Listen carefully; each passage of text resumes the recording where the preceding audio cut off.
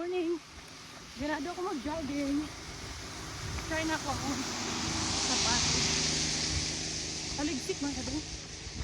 Siguro mga 10 kilometers siguro ta. Kung plano pa Surigao ta na. Pero murag pangit ang panahon mo. Balik ka doon. Ulan. Uy, ni ulan man. Sayang yung sapatos ko mabasa. Try na ko ba kung siya sakit sa tiin. Dagan o taas-taas. Hala, taligsik. Pangit ang panahon. Kilometer pa lang. Baktas na. Butas. 3 kilometer pa ni. Baktas na. Kapoy. Dami anong ta akong matulog.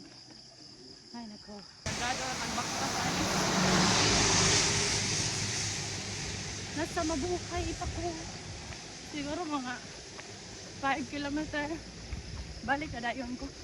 Parating mga kapoy mo di ay. Na to.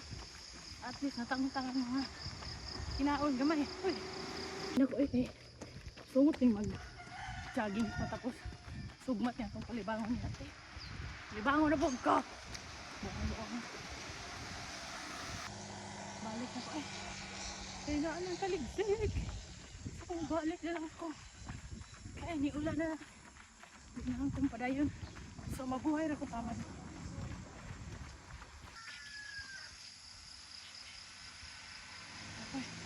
Lupigan, mantag mga kuha niyo.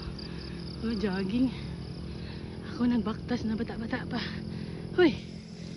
Sa muragan punta. Muragan ta pa nakabata. Ikito na po. Iantay na niya.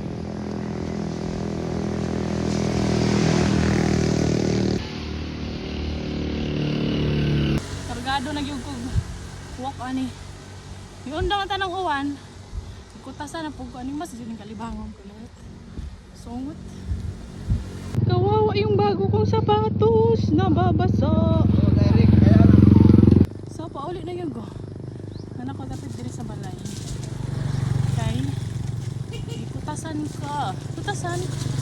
Ako lang try akong bagong sapatos na hindi pa siya sakit-sakit. Hapit 10 kilometer. So di ba po siya sakit sa tin. So okay ra. Blue akong kalo and then shoes blue.